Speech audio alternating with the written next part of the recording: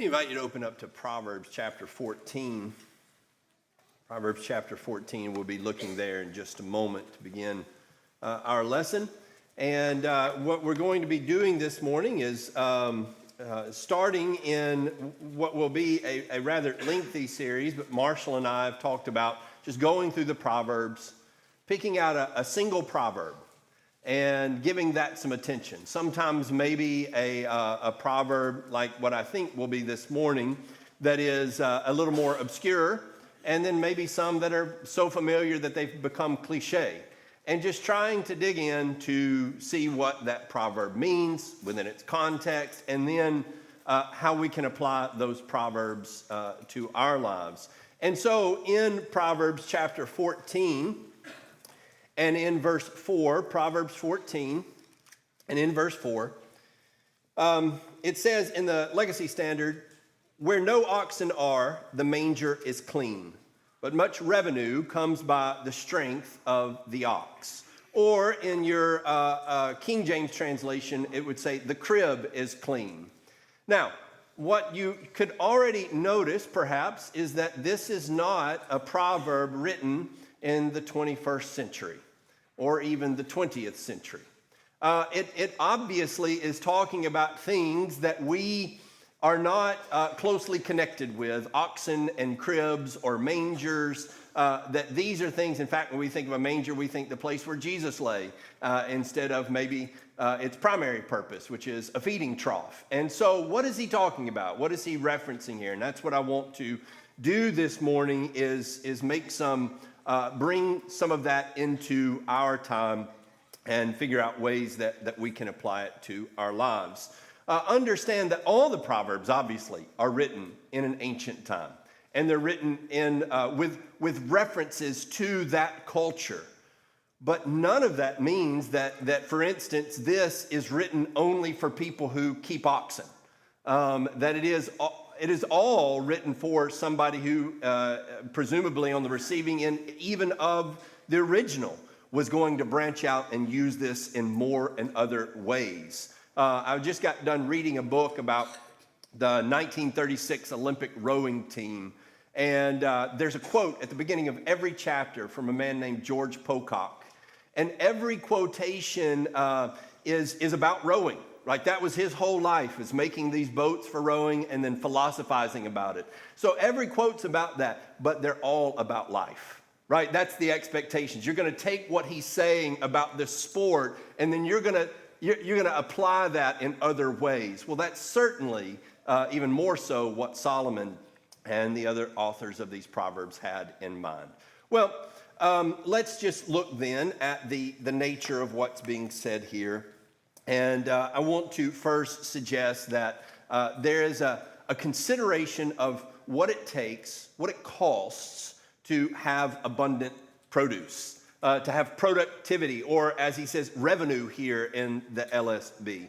So at the front end, caring for oxen is hard work and it is messy work. And I think that is, on the surface of it, the observation that is being made. So when he says, where there are no oxen, the manger is clean, he's saying that you don't have to clean out the manger if you don't have any oxen. And isn't that great? You know, isn't that the thing that we want? We want everything to be clean. And he's saying, on the other hand, the oxen are pretty valuable, right? The strength of the ox does produce something that you want. Now, to the point of caring for oxen is hard. I don't know about you, but I've never cared for an oxen or ox. Oxen would be multiple. I've not cared for one or more. And so I had to do a little research. In fact, I've never cared for any animal at any great degree beyond, household pets and now some chickens.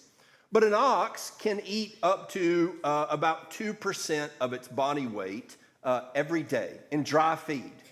And so for a 1,500-pound ox, an average size working ox, you've got to provide about 30 pounds of hay or other dry feed every single day. So I don't know if you've ever picked up a bale of hay, But if it's wet, it doesn't take much to make 30 pounds. But we're talking about dry hay, so you know hay doesn't weigh much, and it takes a fair amount to make 30 pounds every day. You've got to figure out where to go get that, how to get it to your oxen. In the summer, that might be pretty easy because it might just grow right in your own fields, but in the winter, that gets a little bit more difficult. You either have to grow enough to cut it and store it up, or you've got to go buy it and bring it in, haul it in, things of that nature.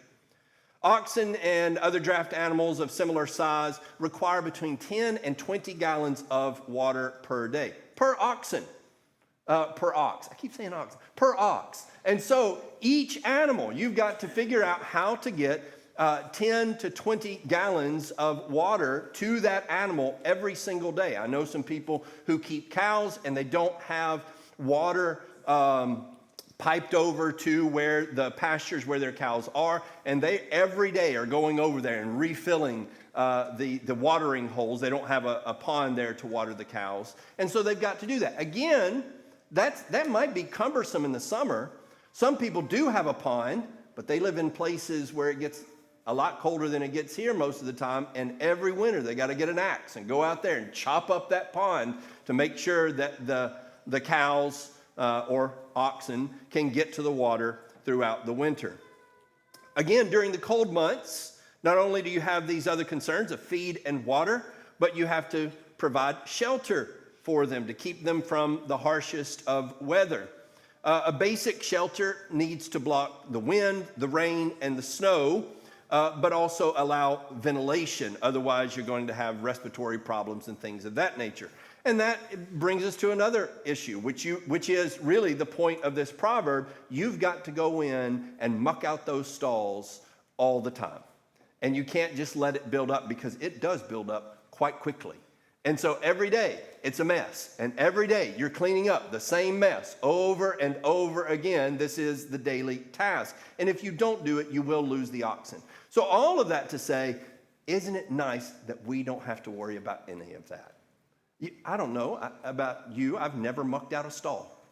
I've seen somebody do it, but I've never had to do it. And even if I had done it, it would have been almost like, entertainment. Some people want to go to the farm and they just do this for a day. But my livelihood has never depended, my eating has never depended on me gathering up a pitchfork and going out and scraping up the leavings of an animal and providing more hay for it every single day.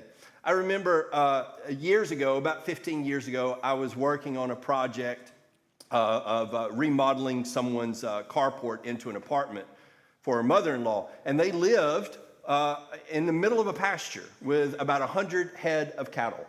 And Amy came down to help, and so the kids were down there. And as we're working, there are the cows walking around, and they're mooing in the distance. And Amy goes, "This is so pleasant, because we didn't have to do anything to take care of the cows," right? We could enjoy the pleasant pastoral sight and then go home and lay in our bed at night and buy our steaks from the grocery store, right? So we didn't depend on anything. So all we saw was the pleasant side of having cows, and we didn't have to have any of the investment into the hard work, the messiness of having cows. That's what this is talking about. That it is unpleasant, hard, and messy work, but the payoff is worth it. That's what he's saying. So how do we take that notion and apply it to our lives? I want to make a couple of observations here, and then I want to go on to make some other observations about our modern culture. So in the first place, I think that one of the reasons this proverb is at such a distance is because we have, in modern society, dispensed with hard and messy work for the majority of people. Most people don't go through their lives doing this kind of work. Most people don't go through life mucking out stalls and things of that nature. The messy work has been either taken up by machines or taken up by massive corporations and sort of streamlined in ways that it takes fewer people to do those things. This was one of the celebrations coming out of the Industrial Revolution, is that we were able to get more and more people off the land and not having to work in those hard, sweaty conditions. Of course, in Genesis chapter 3 and verse 17, God pronounced to Adam after the fall, because you have listened to the voice of your wife and have eaten from the tree about which I commanded you, saying, you shall not eat from it. Cursed is the ground because of you. In pain you will eat of it all the days of your life. Both thorns and thistles it shall grow for you. And you will eat the plants of the field. And by the sweat of your face you will eat bread, till you return to the ground, because from it you were taken. For you are dust, and to dust you shall return. Here's this very definitive statement. Here is a description of life. This is what life is going to look like now that you are exiting the paradise that I created for you. And it is tempting for a modern mind to look at that and go, well, we figured it out. And that's not our case anymore. And we don't live that way. But I want to suggest to you, someone will always sweat. There's at no point will we ever get up to a place where men do not have to sweat. And we'll talk about this in a moment, even as we devise ways for many of us to get away from the sweat and the toil, or at least the kind that's being described here, the reality is that we are taking shortcuts that will have consequences, that will have unintended consequences. But the fact of the matter is, man will always struggle to pull his livelihood from an earth that is broken by sin and has all sorts of difficulties that we have to work with and around. Proverbs chapter 6. In Proverbs chapter 6 and beginning in verse 6, it says, go to the ant, O sluggard, observe her ways and be wise, which having no chief, officer or ruler, prepares her food in the summer and gathers her provision in the harvest. One of the things that I am learning is as we are making a garden at our house and trying to grow more of our own food, is that I have no clue in my life what this looks like. I have never had to think more in advance about what I want to eat than the time it takes to make out a grocery list and go to the store. I have never had to think months in advance about what I need to do in order to make sure that I have food in the winter. All I've got to do is go to work, get my paycheck, and then go to the grocery store. And in fact, even that is not so burdensome anymore. I can just click, click, click, and they'll bring it to my doorstep. So that's not even a harvest anymore, right? They'll bring it right to my door. And so this idea, the distance that we have here, the messiness of life. Now, guess what? Somebody still has to be thinking in advance. There's a farmer somewhere still growing that food that I eat.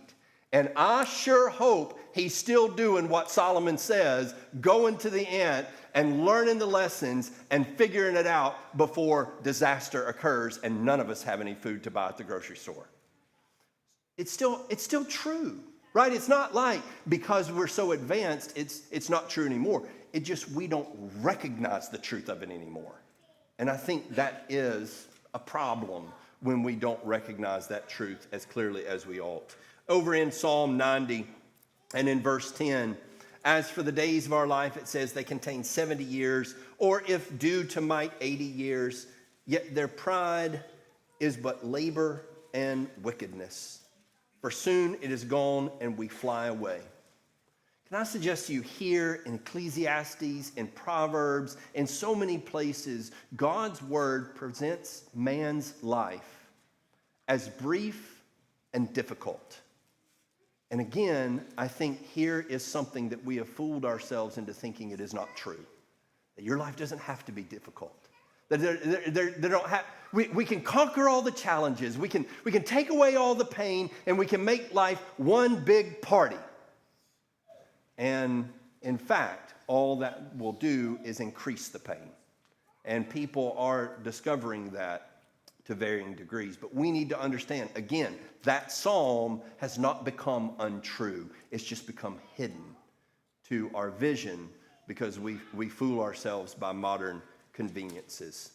Along this line, then, it makes it easy for us to forget to forget why and how we have the things that we have. In Deuteronomy chapter 6 and verse 10, Deuteronomy 6 and verse 10, Moses warns the people. He says, "Then it will be when Yahweh your God brings you into the land which he swore to your fathers, to Abraham, to Isaac, and to Jacob to give you, great and good cities which you did not build, houses full of all good things which you did not fill, and hewn cisterns which you did not dig, vineyards and olive trees which you did not plant, and you will eat and be satisfied. Then beware lest you forget Yahweh, who brought you from the land of Egypt out of the house of slavery."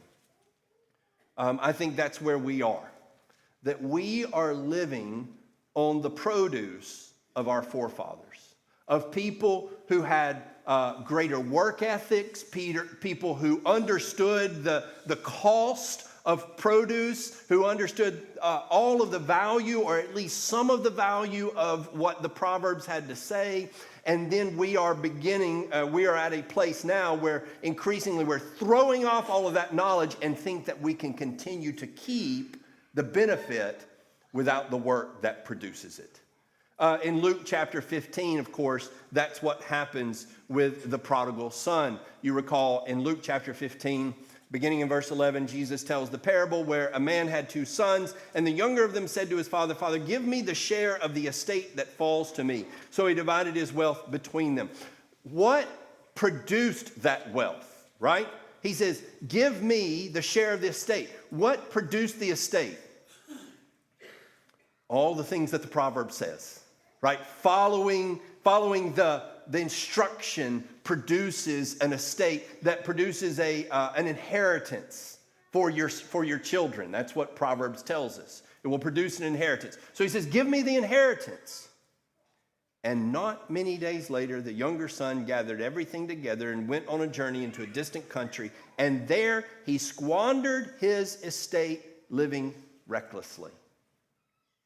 An estate, or the reception of that, the inheritance, ought to give this young man means by which to build more estate and more inheritance. But instead, he does the opposite things of what actually produced it, and he gets over here into a place where he's sitting in a pigsty going, "What on earth happened?" Well, you acted in ways opposite of what produced the blessings. And so the blessings were squandered away. I think that's what we're in the throes of doing as a society, is we are doing the opposite things that produced revenue, and people are beginning to be shocked that the revenue is going away. Again, it's all still true. Everything God has ever said about these things is still true. Sometimes the reality just takes a minute to set in. That's what happened with the prodigal son. You can imagine when he got there, look at all this money. I could never blow through all of this money.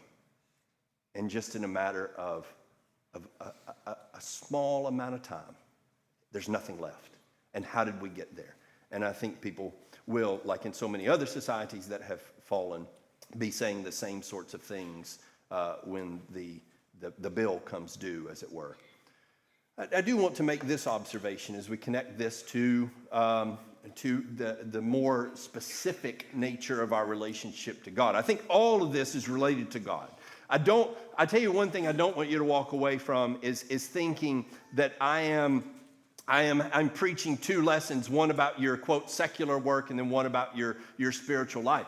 I think the way that you approach your secular job will affect the way you approach your relationship to God. The way you work tending to the oxen has something to say about the way you work in your service, more specifically directed towards God. They are intertwined. But one of the things that I want to note about God's call to specifically follow him is that he never softens the blow. He doesn't say, this will be no big deal, be easy as can be, no stress, it's a get-rich-quick scheme. What he says is, this is going to be difficult, but worth it. In Mark chapter 10 and verse 35, You have James and John, the sons of Zebedee. They come to Jesus saying, "Teacher, we want you to do for us whatever we ask of you." And he said to them, "What do you want me to do for you?" And they said to him, "Grant that we may sit one on your right and one on your left in your glory." They are speaking about the eternal revenue, you might say, right? We want these eternal blessings. Jesus' response, "You do not know what you are asking. Are you able to drink the cup that I drink, or to be baptized with the baptism with which I am baptized?" They said to him, "We're able." Jesus said to them, "The cup that I drink, you shall drink, and you shall be baptized with the baptism with which I am baptized. But to sit on my right or my left, this is not mine to give, but it is for those for whom it has been prepared." Here are men who can only see the value of the goal, but not what it's going to take to get there. And Jesus is trying to open their eyes and say, "I don't think you understand what it is you're about to get into. I don't think you understand what it means to be glorified like me. This is going to be a disastrous path. It will end in glory, but it involves a cup that you don't want to drink." And they're still clueless. A couple of weeks ago, we went to a series of classes about how to take care of animals, how to take care of plants, and things of that nature. And one of the guys that was giving a speech was talking about goats and sheep. And he started out, he said, "Let me tell you a little bit about goats and sheep. Most people, they see this and they like the idea of having sheep, the idea of having goats. But goats, if you don't have something that will hold water, then it won't hold goats. And sheep, their number one purpose in life is to figure out how to die." And then he went on to talk about the frustration of his life of doing this, keeping sheep and goats, and yet he does love it. But the whole time he was saying, "I don't think this is not an idyllic path." Afterwards, I came up to him and I said, I am interested in having sheep and goats at some point, but you have made it very clear that I'm not ready to have that yet." And he said, "Good. I did my job. I was trying to talk people out of this." And I think not just from the standpoint of talk people. I mean, he said at times we need more people doing this because there's a bigger demand than there is a supply. But the bottom line is he didn't want people to get to it without their eyes wide open. People coming into it and then failing miserably at the first sign of trouble. That's what God wants to avoid. He wants you to understand, yes, it is going to be difficult. It doesn't mean it's not going to be worth it. In Galatians chapter 6 and verse 7, "Do not be deceived. God is not mocked. For whatever a man sows, this he will also reap. For the one who sows to his own flesh will from the flesh reap corruption, but the one who sows to the Spirit will from the Spirit reap eternal life." And so let us not lose heart in doing good, for in due time we will reap if we do not grow weary. There is both the warning and the reward there. You're going to get what you sow. And so when you look over here and you say, "This is really hard," yes, it is hard to sow good fruit. But you can't sow bad fruit and get good fruit. And so if you want the good fruit, stay true. Don't lose heart. It will be worth it at the harvest.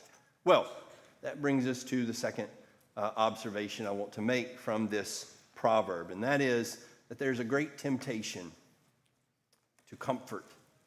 That is a great temptation to look and see the clean crib, the clean manger, and say, "I just assume have that." And just whatever the consequences of not having oxen are, I'll live with it so that I can have the clean crib. Let me say a couple of caveats at the beginning before I make some observations along this line. First of all, I am not advocating for recklessness and folly here. I am not suggesting that at the end here that you should, even though there are all signs against it and that everything suggests you should not do this, go on and do it anyway. Jump without looking. In Proverbs chapter 22 and verse 3, it says, "A prudent man sees evil and hides.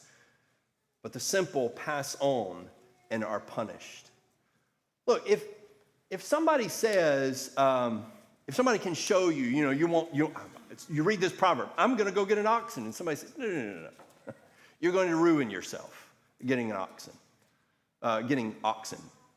And they show you that that's the case, then you back away and you say, that's not worth it, right?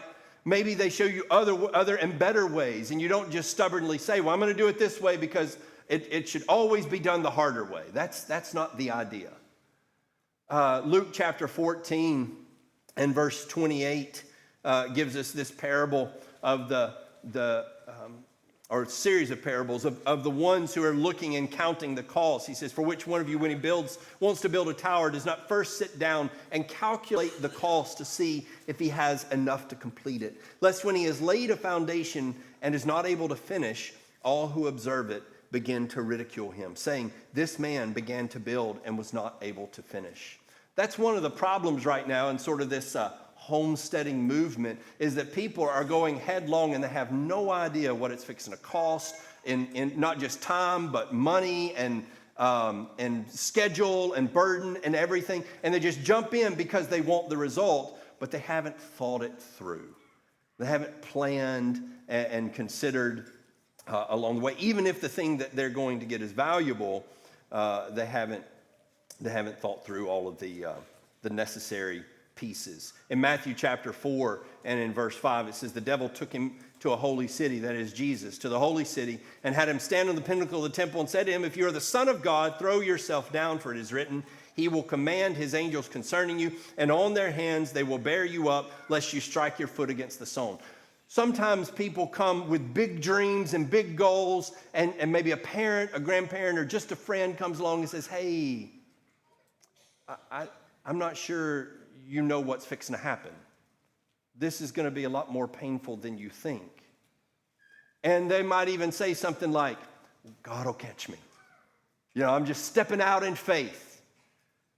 Don't jump off the temple. Don't jump off of high buildings. Might you survive? I mean, maybe, but don't tempt God, right? So be thoughtful and be careful and take into consideration, how many times a day you're going to have to clean out a manger before you go jumping off into the abyss. Along those lines, ingenuity and planning are good things, and I don't want to take away from that.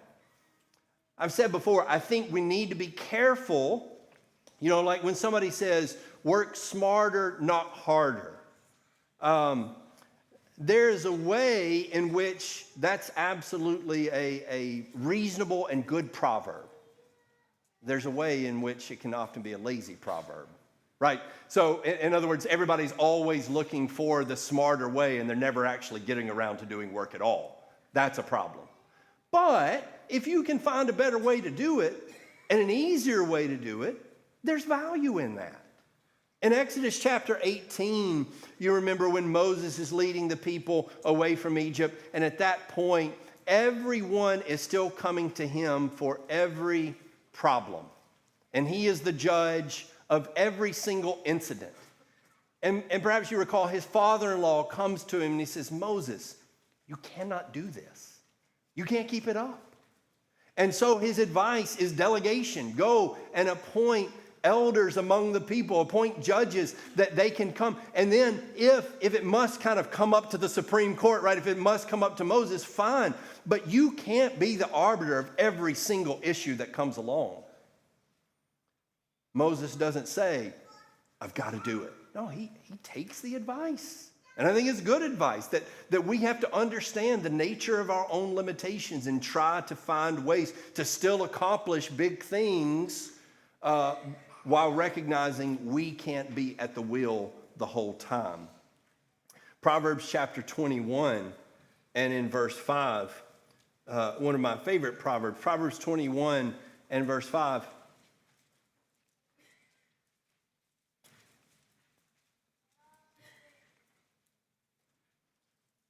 The thoughts of the diligent, he says, leads surely to profit, but everyone who is hasty comes surely to poverty. So here's the idea as we're thinking about these things, that somebody sits down And they think through what it's going to look like. And they're very prepared. They're like the Boy Scout. They've put everything into place. This is what you want to be. I'm not saying don't take on hard things. By all means, that's what we're about to say. Do hard things, but make sure you know what it looks like, right?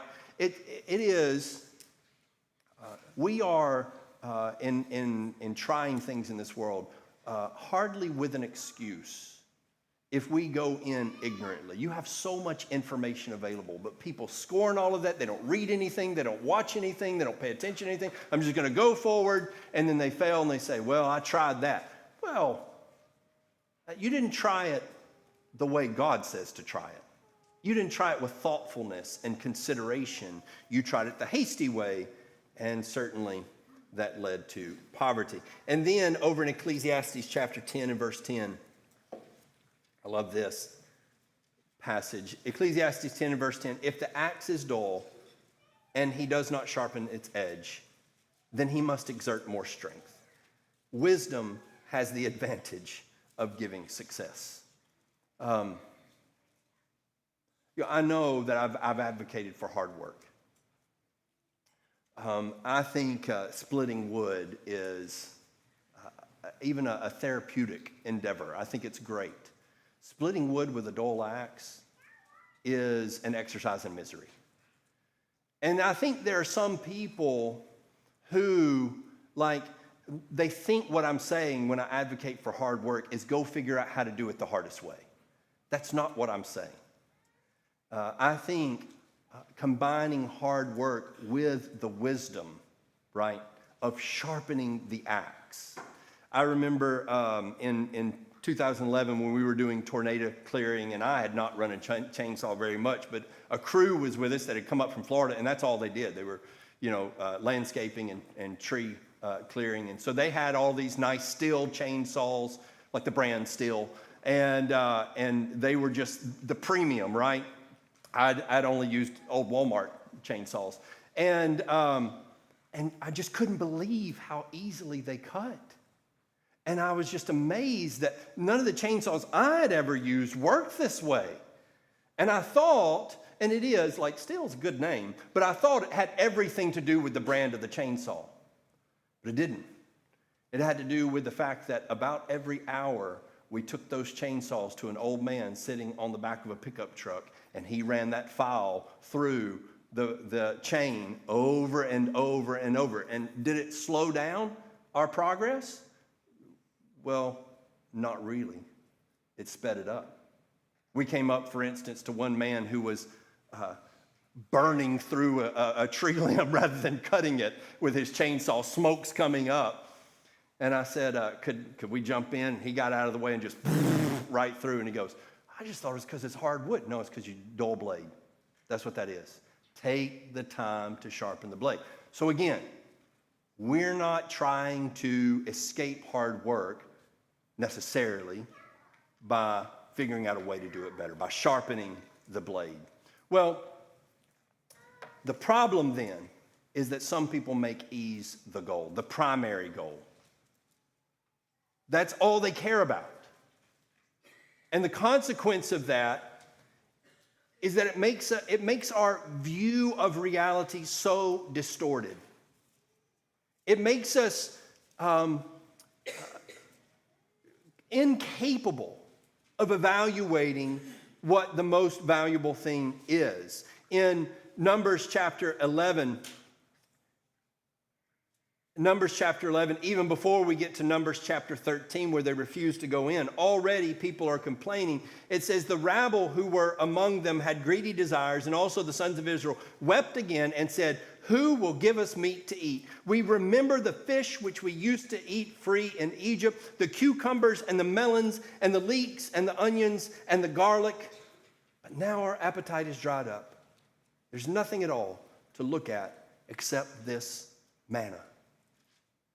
We haven't even gotten to the point where they're afraid for their lives. It's not like they've come up to the land like they would in chapter 13. They're afraid of being destroyed by the Canaanites. What's happening here is they just don't like the menu. And for that, they think, look, I know we were in slavery, but we did have onions. And you think, that just sounds so ridiculous. That is the lazy mindset that is willing to accept misery so long as it comes with a greater degree of comfort. Misery so long as at least I know what's happening tomorrow. There was a guy, a high school teacher in Detroit several years ago. He put out to his history class, he said, he was giving them the option of basically freedom or slavery.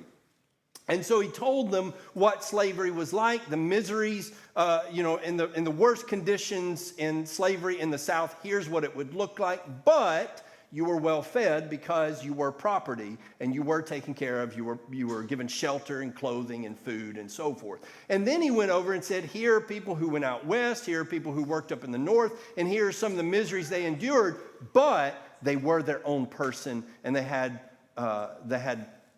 the right to choose what to do with their lives. All of them chose slavery. He was horrified. What have we done, he said. I'll tell you what, we've made people prefer comfort to freedom. And that is what, it's not just we've made people that way. People are that way. The Israelites were that way. It's nothing new. In Proverbs chapter 13 and in verse 11, it says, wealth obtained from empty effort dwindles, but the one who gathers with his hand abounds. It makes us devalue the slow and steady path to stability. We want the quick thing. We want the fast result. And we see people over here with the success, and we ignore the hard work that it took to get there, saying to ourselves, why can't I have that? Well, you can. It involves the same path he took, and it's not an easy one.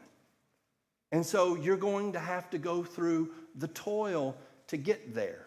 And if you try to take shortcuts, you will end up with more consequences than you realize.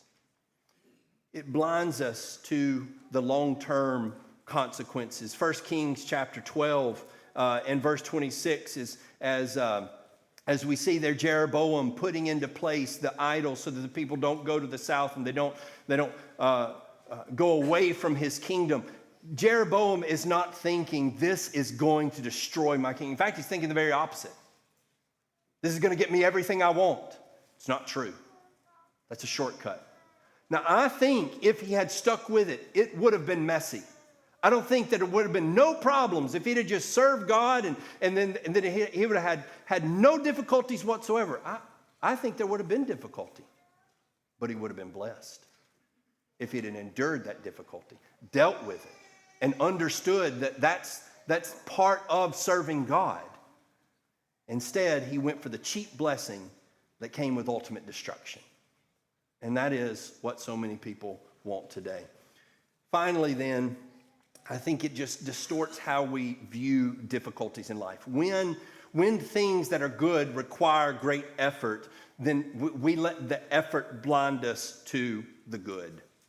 Psalm 127 and verse 3 says, behold, children are an inheritance of Yahweh. The fruit of the womb is a reward. Chelsea Handler says, children will ruin your life. They are expensive, and I don't want to take care of someone else. I have a lot of responsibilities just taking care of myself. Megan Daum, a modern feminist, says, parenting is like a $100,000 hobby that doesn't end. It's hard for me to imagine doing that hobby with the rest of my life. They disdain children. God says, here's a blessing, and then here people say, no, it is nothing but a burden. There is no blessing there. We have people celebrating the fact that we are not reproducing at replacement rates. Population is actually declining. People go, wonderful. Population decline is good. It has never been good. It has always been part of a declining society. Because even though our children aren't raised to take care of their parents the way that they used to be, you can't get away from the reality that another generation will have to take care of the previous generation. You can shift that over to Social Security or whatever, the math still doesn't work out. When we have a declining population, we've got a problem. But people have gotten away from the truth of God's word, that they are an inheritance, that they are a blessing, and now they see them only as a burden. In 1 Peter chapter 4 and verse 9, Peter admonishes his audience to be hospitable to one another without grumbling.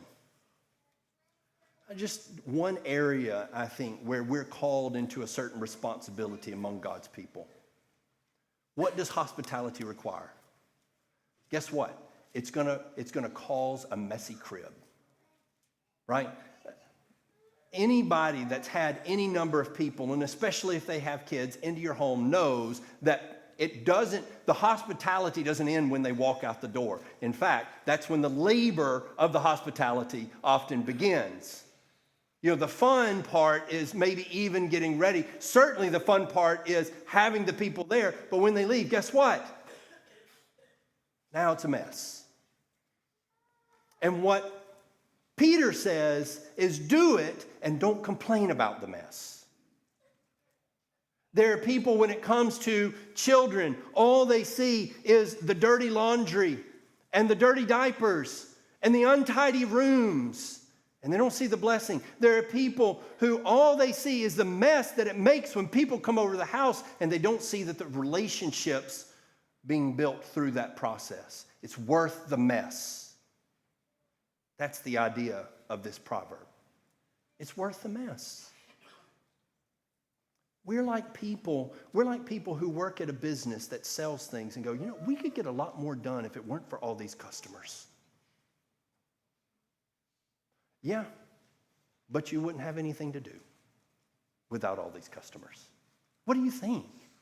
You want to get the mess out of the way. The mess is part, at least, of what gets you to the goal. One more. People see the difficulty, the messiness of proclaiming the name of Jesus. It's awkward. We go out and we talk about Jesus. People don't want to hear about that. It ruins relationship. It just makes a mess. It's a lot cleaner. Just stay in your lane. Keep your opinions to yourself, and just avoid the conversation altogether. Yeah, we can get along better if we don't talk about Jesus. Not with Jesus. We can't get along with him.